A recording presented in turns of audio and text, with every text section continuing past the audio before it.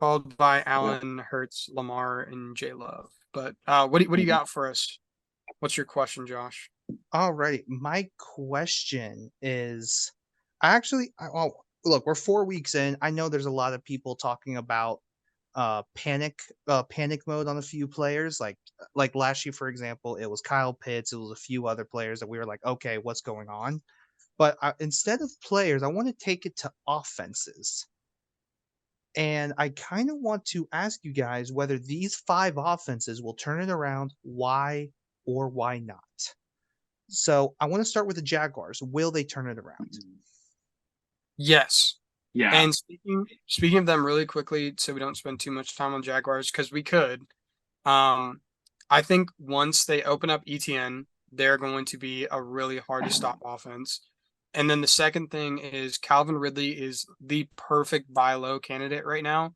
I think he's going to go off more and more as the season progresses. So if you can buy him low right now, I would take him because they are going to turn it around.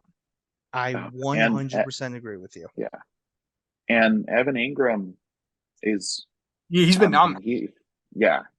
been great the last couple of weeks. I hope he continues it, but you Doesn't necessarily know, translate to fantasy, but yeah, on the field, he's been very no, I dominant, mean no, I mean in fantasy, he's been consistent. startable. Yeah. He's been startable in most leagues. I think he's a top five tight end right now, which is crazy to think about. I mean, he's Yeah, Top been the four, he's top five five. exactly. he's five He's been the most consistent. easily, which is why I So traded for him. Yeah, I yeah. totally agree with you So guys. I mean, yeah, I like him and mhm, Hunter Henry. Yeah. yeah. Yeah, I So definitely yeah, think the Jaguars will get I'd it say the figured out. Jags are going up. The Yeah. Jags are going to figure it out eventually. Who you got The, next, Joe? the big one, the Bengals. Nope. The Bengals, Cincinnati Bengals. Yep. So This one's a little bit iffy for me. I do not like the first 4 weeks. I thought it was just a slump, and Cincinnati did that last year. They slumped the first, I think, two They went weeks, 0-2 and then went to the and playoffs. then yeah, and then they crept back and they started dominating. But I'm not seeing it this year. I'm not seeing It's because of Joe Joey Burrow. B. Like you have to Yeah, bench Joey B, but Jamar Chase I think is still viable. T Higgins yeah, I would trade. yeah. so yeah, T Higgins, I'm not even looking at. Like he's a trade away, not And Joe even a trade Mixon for. even. Mixon, that one's tough. You might have to be a hold on him just because there's it's good. It's not great. It's not what Mhm. you've seen the last few years. Yeah, but He they're gets I'm the volume enough to 32nd be, in yards, or sorry, 32nd in scoring and 31st in yards. Yeah. I don't want him. Only one So person's going to get fed on that team, and it's so Jamar Chase. so let me. I'm gonna yeah, actually. I'm gonna bring the whiteboard because I've been wanting to do this. So I kind of have like. Oh, let me see if it goes up. Nope, it's not it gonna won't look. do Not going It to. won't do it. I tried, but basically what I I'll was have to trying to. unblur and show everyone your secrets. Yeah, they're government secrets. Let's not do that. Nope. But no, I'm kidding. They're not. He's not Oh my kidding. God. He's not kidding everybody. Yeah, I did a Naruto run at Area 51, but Pretty what much. Bengals suck. That's the only way you got in. but Oh my God. here's what I want to say. Like, we're not so high on Cincy. Here is the big reason. So you heard me last year. I was not a fan of the Zach Taylor offense, and this year I went into it going, you know what? They've made the AFC Championship 2 years in a row, and I'm like, all right, you know what? There must be something I'm completely missing. And I can tell you right now that I feel confident. No, I didn't miss anything. My issue with it is that it's fully dependent on Joe Burrow making the right decision, and so it's almost too player oriented. They go, we got Jamar Chase, we got T Higgins, we'll be able to figure it out. We just got athletes on the field, But there's and too much. I think what Zach Taylor has done, it goes, hey, here are the questions, like the problems on the field. Here are the answers. Joe Burrow, you can make the right decision and go for it. My issue with that is that when there's times like this to where, like, oh, hey, Joe Burrow is hobbled, or hey, T. Higgins is about to be out with fractured ribs, or hey, you had some really weird cases with Joe Mixon. Um, you're not helping your players out with like pre-designed plays, whether it's motions, whether it's just creative play design. The issue I have in that is that once it falls. Like Humpty Dumpty not getting like together at all. He's gonna stay broken, and Yeah. so that offense is fully dependent on Joe Burrow being at the top of his game, and that's my fear with this offense. Yeah.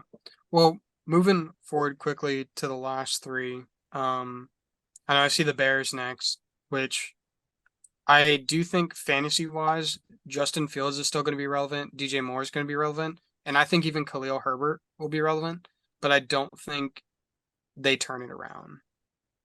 See, The Eberflus effect. yeah, see, I don't know. I don't know about Khalil Herbert. I really don't. I've trusted in him the last couple of weeks, and he's that whole offense has just Well, let me this down. last week was the I first time. don't know because I think if you show up and show out against the Broncos defense, cool. But I mean, the Broncos defense is not that formidable. It's literally So, the worst in the NFL. and if they can continue to do this, then okay, yeah. Fields is startable. All of them are startable. But until I see them go up against a decent defense and No, produce, until they I win. can't. Not even That's a true. decent defense to do well. Until they win. No. They because teams can lose and still put up great numbers in fantasy. It's whether or not they produce that I care about. I Yeah, don't but care if wins or losses. I think the wins and losses, even in fantasy, it shows you to like their consistency. Like if this team is consistently doing well, that means that they have consistent guys on that team who are putting up numbers for you.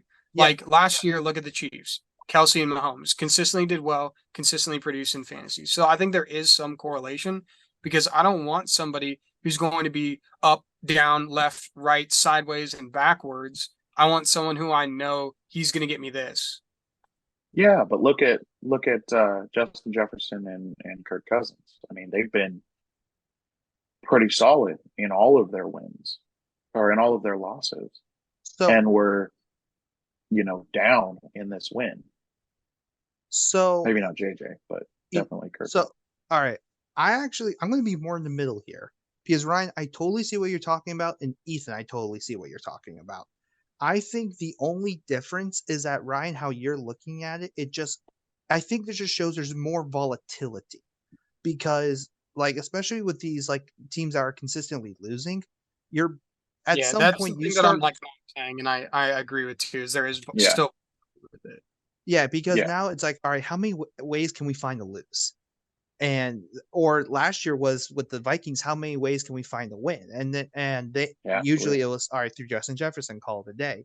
But I think if you're a winning team, there has to be something that works, which means there's a higher floor. But of if course. you're losing, there the floor can be so much lower. And I think your options as far as not only your top players but handcuffs too to are also very limited. So like for example here, you know how for San Francisco, like, oh, say Debo's out. All right, we're throwing Ayuk in automatic, no hesitation. We're not even thinking twice about it, right?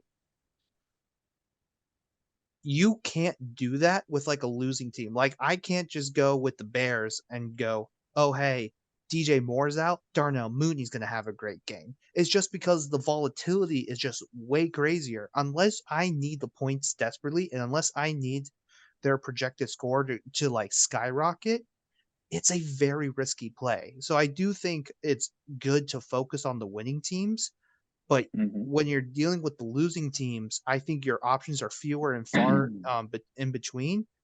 And you better be right on them. Yeah, and that's more so what I'm saying is I like get that.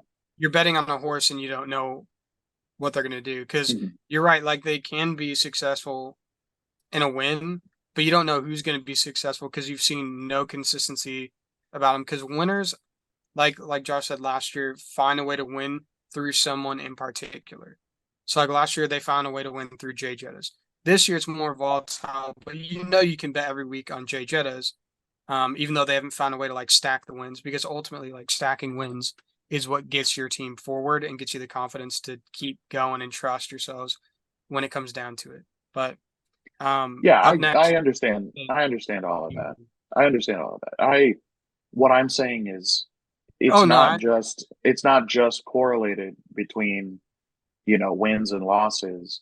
The It correlation is not determines, causation, yeah, I think is what you're saying, exactly. right? Okay, yeah, Yeah, yeah, and I it's think that's not very because fair. they're winning, they're producing a good fantasy squad. When in reality, you could be losing every game and yet still have a very good offense that produces a lot of fantasy points. So that's just what I'm saying. And right? I mean, before we get to the next two offenses, and I think we could just loop them in together. I think a great example of the inverse of what you're saying was the Chargers last year. Justin Herbert kind of actively was killing your fantasy team, but they were winning. So, yes, he was being consistent, but he was just not helping your team. It would have been actually better Yeah. to not pick Herbert. So that's kind of just an example of like, oh, the opposite can Mm, also be happening to where it's like, oh, hey, your star player is not being the star player, but the team is winning, so you kind of have to stay with exactly. it. the G-men suck, and that's all I have to say. Yeah. And Steelers don't matter. Fire Matt Canada, and that's how I feel about these Yeah. next two teams: the Steelers and the I, Giants. I will Just I will light a fire and flick it in their direction. I will tell you, Mike Tomlin said there's going to be changes. The Giants is really is not concerning. I think surprising, but my big reason as to why I think it's happening is because they tried to take the Chiefs model, and the only difference is that one's a two-time Super Bowl champion, and the other is Daniel Jones. And I think that's kind of the big issue. But I also think that the additions they made just have not been the contributions that they imagined it to be. Waller has Yeah. been absolutely non-existent. The O line has basically regressed to really bad standard. And they have no wide receiver still. Exactly. So there's nothing to help. Now, maybe that changes with Saquon coming back, but that also kind of shows, hey, you might need to pay Saquon a lot of money. Yeah, you should have taken money away Yeah. from Danny Dimes and given it to Saquon. Everybody knows it.